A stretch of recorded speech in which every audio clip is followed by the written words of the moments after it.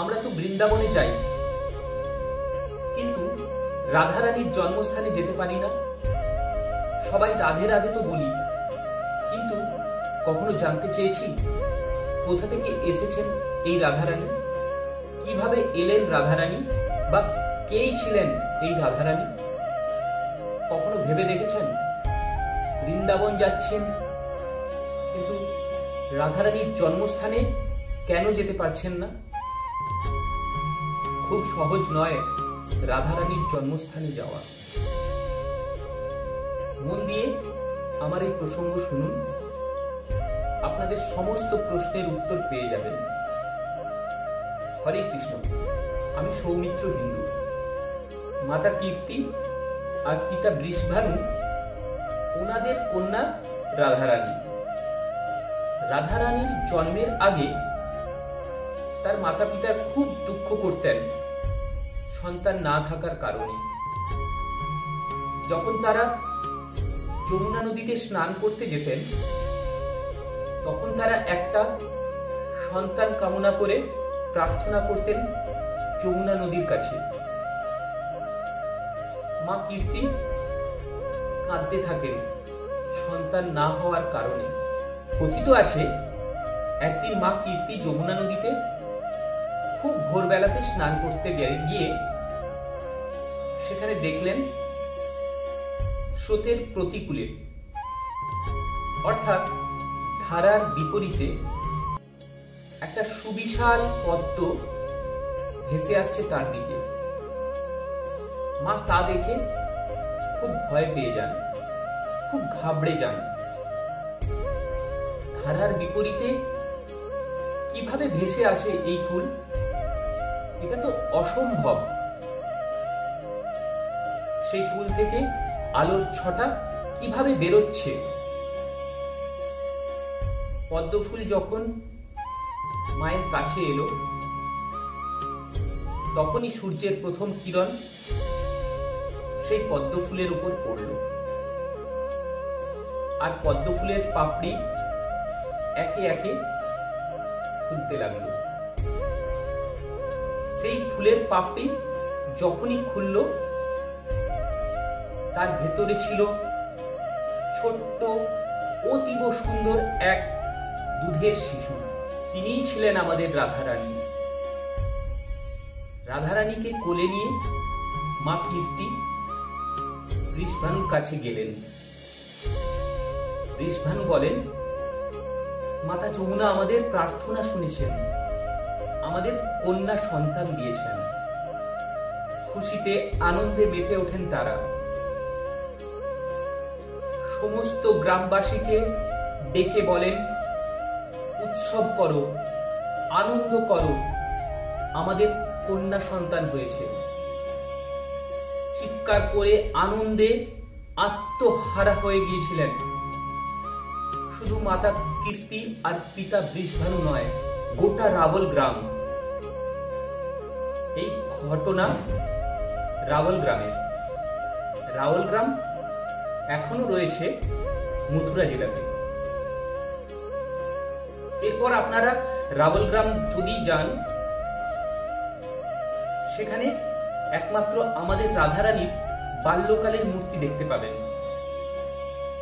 পুরো রাবল গ্রামের মানুষেরা খুশিতে আনন্দে মেতে উঠেছেন, কারণ দীর্ঘ প্রতীক্ষার পরে বৃষভানু এবং কীর্তির সন্তান হয়েছে, কন্যা সন্তান হয়েছে। তাই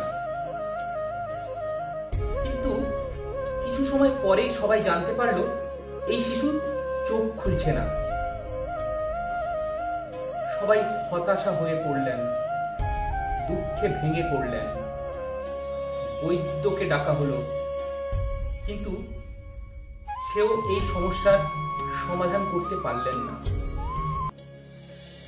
কিন্তু বৃষভানুর বিশ্বাস ছিল তাদের সন্তান অতি অবশ্যই চোখ খুলবেন। তিনি নিরাশ হননি। নামকরণের সময় এলো। মা কীর্তি বলেন, নদীর ধারার বিপরীত দিক থেকে এসেছে আমাদের মেয়ে, তাই বৃষভানু তার নাম রাখলেন রাধা। ধারার ঠিক বিপরীত রাধা। আপনারা শুধু এই কথা থেকেই বুঝতে পারবেন অনন্ত ব্রহ্মাণ্ডে যা অসম্ভব তা সম্ভব করতে পারেন রাধা। যা কিছু সম্ভব করতে পারে না, যে কাজ কেউ সম্ভব করতে পারে না, সেই কাজ সম্পূর্ণ করার ক্ষমতা আমাদের রাধা রানী। তাই তিনি ধারার বিপরীত।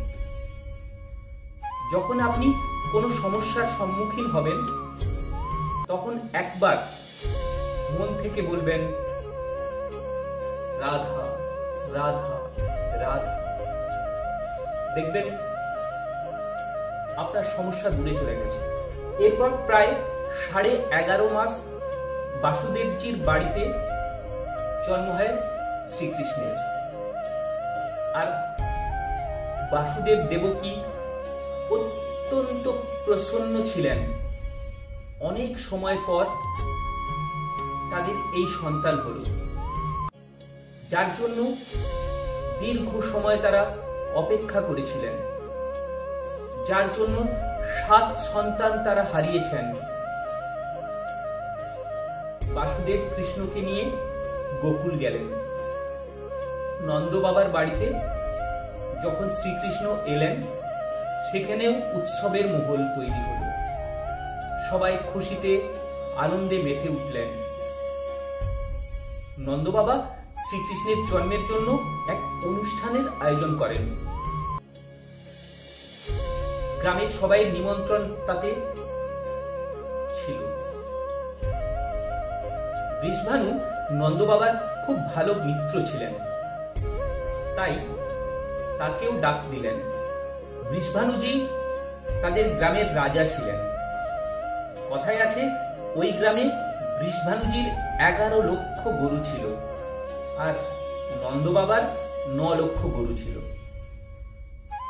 বৃষভানু, রাধারানী আর কীর্তি সেই গেলেন গোকুল উৎসবে। অনুষ্ঠানে এসে দেখেন আমাদের কানাই দোলনায় ঝুলছে, আর পাশে মা কীর্তির কোল থেকে নেমে রাধারানী হামাগুড়ি দিয়ে কানাইয়ের দিকে এগিয়ে যায়। আর কথায় আছে, যখন কানাই রাধার দিকে তাকালেন, রাধারানী তার চোখ প্রথমবার খুলেছিলেন। অনন্ত ব্রহ্মাণ্ডের রচয়িতা, অনন্ত ব্রহ্মাণ্ডের শক্তিকে দেখলেন, নিজের মনকে দেখলেন, নিজের শক্তিকে দেখলেন, নিজের প্রেমকে দেখলেন। 11.5 মাস রাধারানী কিছুই দেখেননি, শুধু অপেক্ষা করছিলেন তার স্বামীর। প্রথমবার কৃষ্ণকেই দেখবেন তিনি। এটাই প্রথম মিলন ছিল রাধারানী আর শ্রীকৃষ্ণ। শ্রীকৃষ্ণের অনেক লীলা আমরা সবাই জানি। তার মধ্যে একটা লীলা হলো, ওই সময় নন্দ বাবা শ্রীকৃষ্ণকে কংসের হাত থেকে বাঁচানোর জন্য নন্দগ্রামে চলে যান। নন্দগ্রাম পাহাড়ের মধ্যে অবস্থিত, ওই স্থানের আশীর্বাদযোগ্য একটা স্থান। ওখানে কোনো অশুভ শক্তি প্রবেশ করতে পারবে না। তাই নন্দ বাবা শ্রীকৃষ্ণকে ওই স্থানে নিয়ে গেলেন। আজও নন্দগ্রাম পাহাড়ের মধ্যেই রয়েছে। এরপর ওই কথা বলি যে রাধারানীর জন্মস্থান যাওয়া এত সহজ নয় কেন? এটা কেন সাধারণ স্থান নয়? যে কৃষ্ণের জন্য অপেক্ষা করতে 11.5 মাস কাটিয়েছিলেন, কিছুই দেখেননি রাধারানী। ওই শ্রীকৃষ্ণ আপনাকে রাধারানীর জন্মস্থানে নিয়ে যাবেন। সেখানে তিনিই যেতে পারবেন যার হাত ধরে স্বয়ং শ্রীকৃষ্ণ নিয়ে যাবেন। সেখানে সেই যেতে পারবেন যাকে শ্রীকৃষ্ণ ভালোবাসেন। যিনি ওখানে গেছেন, বিশ্বাস করুন তার জীবনে আর কিছু বাকি থাকে না। তার সব কিছু প্রাপ্ত হয়ে যায়। যে রাধারানীর চরণে একবার মাথা ঠেকিয়েছেন, তারপর তার জীবনে দুঃখ আর ফিরে আসে না। তাই বলি, একবার রাধারাম ডাকুন। আর রাধারানীর কাছে যেতে গেলে শ্রীকৃষ্ণের কাছে আসতেই হবে।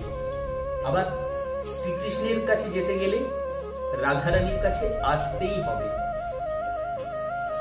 কারণ দুজনে একটাই আত্মা, একটাই শরীর, একটাই মন। শ্রীকৃষ্ণের হৃদয় হলো রাধা।